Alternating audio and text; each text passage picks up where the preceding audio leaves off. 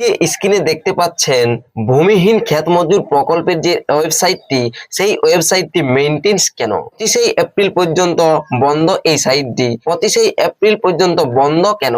তাহলে কি কোনো বড় আপডেট আসতে চলেছে? যারা জমি ছাড়াই কৃষক বন্ধু প্রকল্পের আবেদন করেছেন, স্ট্যাটাস চেক করতে চাইছেন যে স্ট্যাটাসে কি আপডেট আসছে, রেকর্ড নোট ফাউন্ড দেখাচ্ছেই, নাকি ফুল রেজিস্ট্রেশন থেকে আপডেট হয়ে পেমেন্ট ফাইল জেনারেটেড হয়েছে, নাকি এডি অ্যাপ্রুভ থেকে পেমেন্ট ফাইল জেনারেট হয়েছে, এটা দেখতে চাইছেন স্ট্যাটাসে ভূমিহীন ক্ষেত মজুর প্রকল্পে।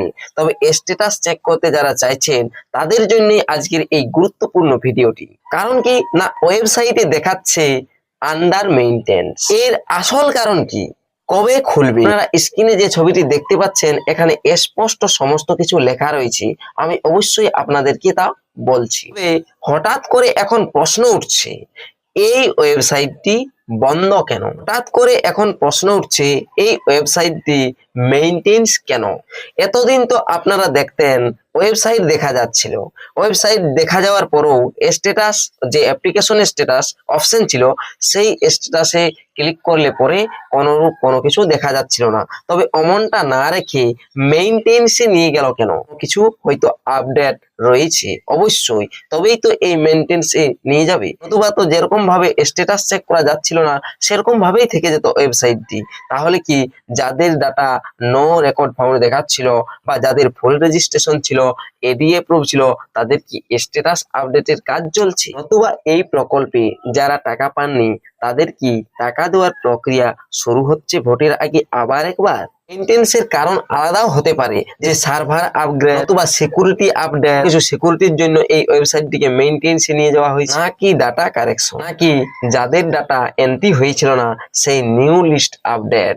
অবশ্য বলা হয়েছিল বা জানা হয়েছিল যে ভোটের আগে ডাটা এন্ট্রির কাজ হচ্ছে না, যে মেইনটেন্সে নিয়ে যাওয়া হলো ওয়েবসাইটটি, তাহলে কি ডাটা এন্ট্রি পুনরায় চালু করছে? সমস্ত বিষয় নিয়ে আজকের এই গুরুত্বপূর্ণ ভিডিওটি, অবশ্যই শেষ পর্যন্ত দেখুন। আর এই চ্যানেলে নতুন এসে থাকলে চ্যানেলটিকে সাবস্ক্রাইব করে রাখবেন, পাশে দেওয়া বেল আইকনটি অল করে দিবেন যাতে পরবর্তী নতুন ভিডিওর নোটিফিকেশন পেয়ে যান। আর যারা এই চ্যানেলটিকে সাবস্ক্রাইব করে রেখেছেন তাদেরকে অসংখ্য ধন্যবাদ। চলুন ভিডিওটি শুরু করা যাক। দেখুন, এই ওয়েবসাইট থেকে স্পষ্ট করে লিখে দেওয়া হয়েছে মেইনটেন্স মোড অ্যাক্টিভ আর সার্ভার আন্ডার মেইনটেন্স। শিডিউল টাইমও দিয়ে দেওয়া হয়েছে যে কতদিন পর্যন্ত এরকম মেইনটেন্স থাকবে সার্ভার। আগে দেখা যাচ্ছিল কি, ওয়েবসাইটটি দেখা যাচ্ছিল, ওয়েবসাইটের মধ্যে স্ট্যাটাস চেক অপশনে ক্লিক করলে কোনোরূপ কিছু দেখা যাচ্ছিল না। তবে হঠাৎ করে সার্ভার আন্ডার মেইনটেন্সে নিয়ে গেল 10 এপ্রিল থেকে 25 এপ্রিল পর্যন্ত, অর্থাৎ এপ্রিলের 10 তারিখ থেকে 25 এপ্রিল পর্যন্ত এভাবেই আপনারা ওয়েবসাইটটি দেখতে পাবেন। তবে এক্ষেত্রেও আরো দেখা গেছে অনেকেই যে 25 এপ্রিলের আগেও কিন্তু এই সার্ভার মেইনটেন্স চলে যেতে পারে, বা তার আগেও আপনারা স্ট্যাটাস অবশ্য চেক করতে পারতেও পারেন, কারণ এমনটা অনেকের ক্ষেত্রে আমরা দেখেছি হয়েছে।